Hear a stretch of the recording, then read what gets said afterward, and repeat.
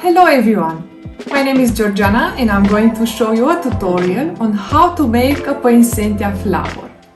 The Christmas holidays would not be the same without the beloved colorful ornaments. The poinsettia flower made, I turned it into an adorable brooch, as you can see. Don't forget to press the subscribe button because in a few days there will be a new tutorial on my YouTube channel. Now back to the poinsettia flower. You will learn the following things: how to create a petal, how to dip a petal in UVdipResin, how to add color to each petal, how to combine the petals to create this flower, and also how to use the materials presented in the tutorial. At the end of the video, I will tell you where to find all the materials needed for this project. For the safety of your health, use a professional vapor mask that you can find in any paint stores. And also nitrile gloves that can be found in any pharmacy. It will be good if you stayed in a well-ventilated room while working with any type of resin. Okay, now the materials. You will need this set of pipes. Also, gold-plated wire. This is a 26 gauge wire.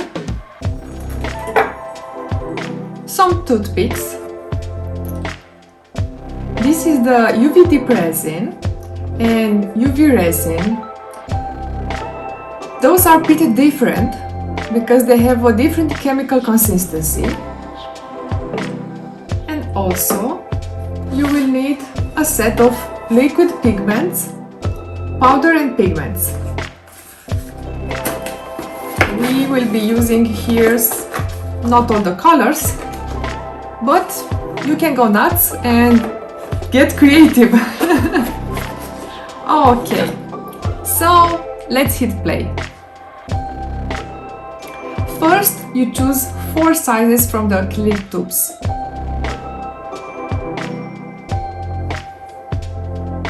Using the 26 gauge wire, cut 4 or 5 pieces larger than the size of the acrylic forms.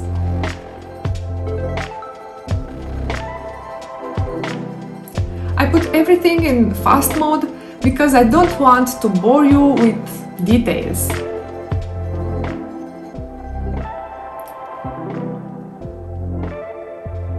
Then we take each wire and rotate it on the acrylic pipe until we form a closed loop. Next, we twist the wire. I chose 5 petals for some shapes and for others only 4. You can add as many loops or petals as you want. Usually, a flower with more petals looks better. Then, we take each loop and shape it with our fingers to create pointed petals. You do this with each petal. You can create different shapes. Ones can be smaller or bigger. I think it's a matter of taste. You should follow your instinct and have fun. For larger loops, we use pliers to form angles like leaves have. This should be a leaf at the end. Now cut the wire to a length slightly longer than each wire shape. One for each petal. For the biggest ones, we add a longer piece of wire, of course.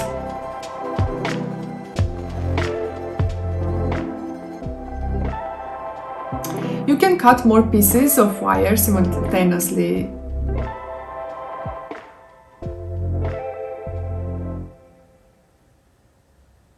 Now, after it's done, prepare the resin and the UV lamp to be at hand.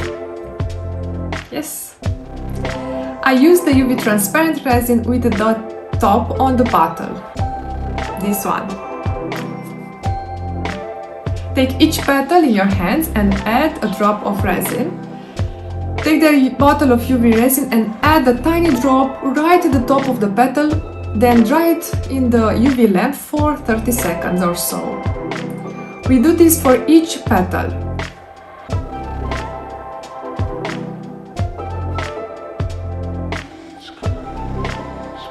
In the first seconds, it is necessary to hold each petal under the lamp. Then you can leave it on a plastic sheet to dry better.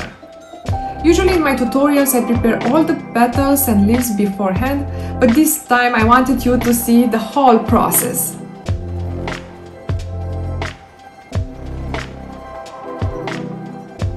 It is important to have the patience to create each vein of the petals.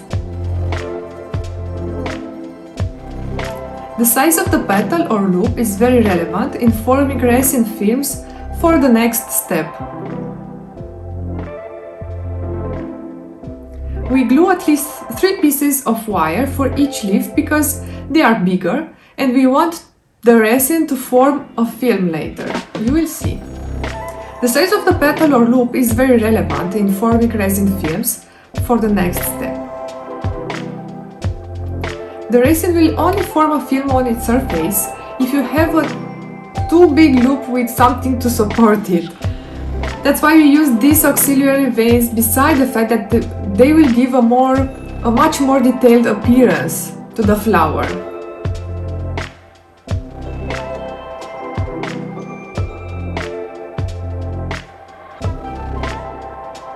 After making the first gluing, we will make the second gluing at the base of the petals and leaves in the same way.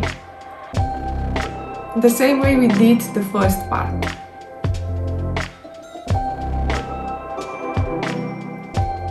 We will add a drop of resin right at the intersection between the piece of wire and the base of the loop. Let each petal dry on the plastic sheet. And we do this for each petal. This will take a little time.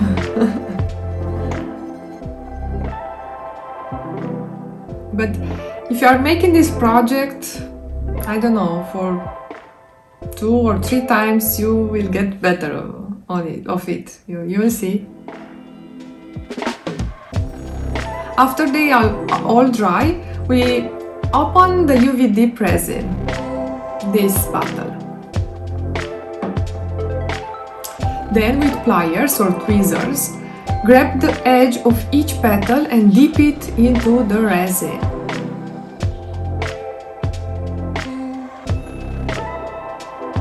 We dry it for a few seconds under the UV lamp while moving it, then attach it on a piece of foam to dry completely under the UV lamp, as you can see in the video.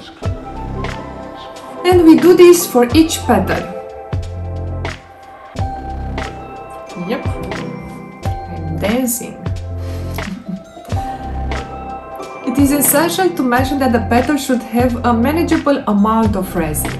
Let the excess flow if necessary. Yes, let it flow in the can. If you have these veins, it will help your petal to form the wire more better. I do the dipping several times if there are too many air bubbles. By dipping like this, I manage to avoid the air bubbles. And I also stick a needle into the bubbles if needed. Fast forward. I put it in fast mode, but I prepared everything carefully.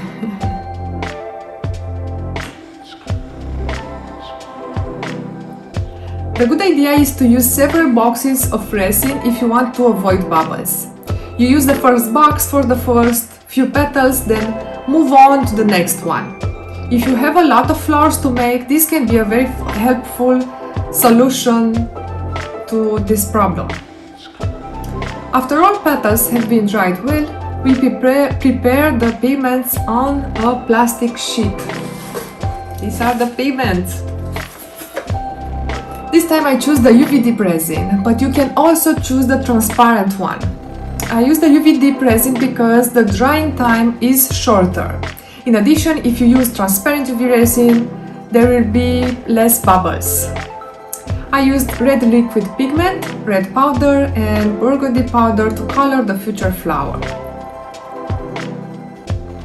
I shake it and I drop some pigments. I mix the pigment separately with the toothpick.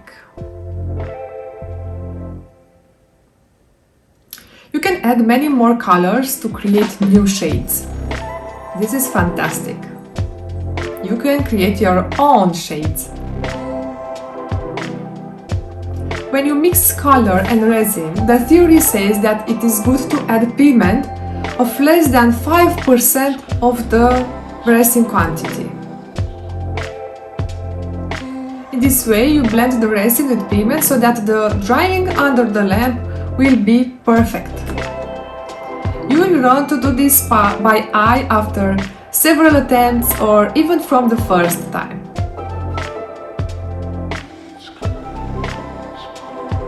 The spoon that came with the pigment kit from Crafteca is very efficient for the powder pigments.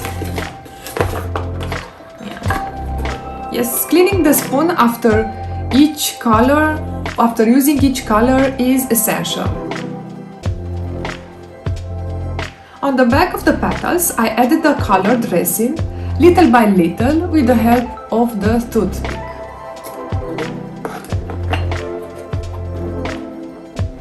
Of course, I used the UV lamp for drying.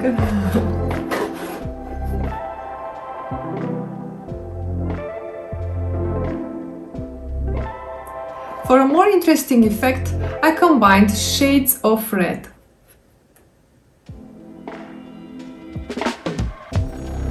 The liquid pigment and also the powder. I love to mix liquid pigments with powders because I'm always creating new shades.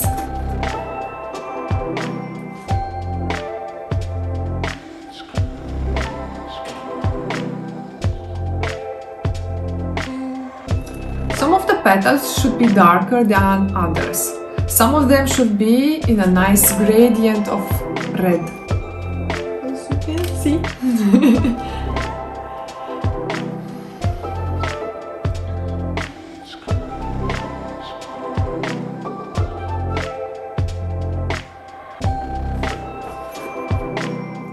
I also colored the leaves and dried them under the lamp's light. I only used powder for this color. If you want, you can use other shades. For example, you can use green at the base of the petal and then red to make a superb gradient.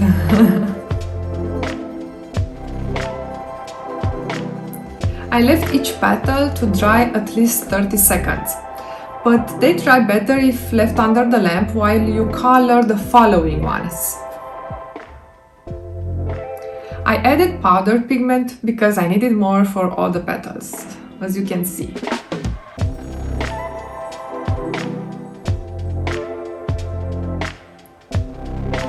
This is the first time creating this flower. This is a total improvisation. I must confess. For a pigment to be blended appropriately, as I said before, you need quite smaller amount of pigment than resin. The color becomes more intense and slightly pearlescent if you add powder and liquid pigment, both. That's why I like blending the powders and liquid pigments, yeah. If you feel more creative, you can blend red liquid pigments with some gold powder for a more Christmassy effect. After all the petals are dry, we can start the assembly process. I made a simulation of the flower before I started assembling it. It helps me to get an overview before I start. I try to make a balanced distribution, but not perfect. Let it be something that looks natural. I took a wire and made several loops on acrylic pipe. I used the same piece of wire. That's why it's important to cut a little more wire than you expect. I twisted the wire from the same piece. I cut the loops in the middle and straightened the base by twisting the remaining wire.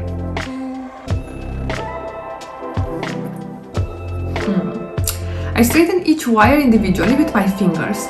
Then I added a resin drop to the base and dried it to straighten the structure, to make it harder.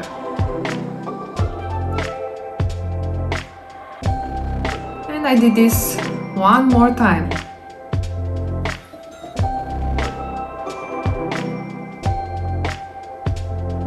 Then I dipped the edges of this chandelier in the UVdipResin. I let the excess flow, and with tweezers I removed the excess because it was too much. Finally, I dried this formed chandelier under the rays of the UV lamp. I did this process 2 or 3 times. I wanted to create some drops of different sizes.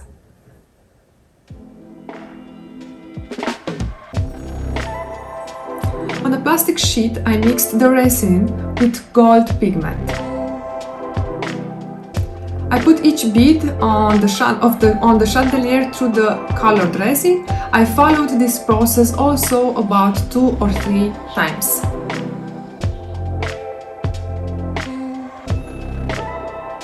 I took the 3 leaves and glued them together with transparent UV resin.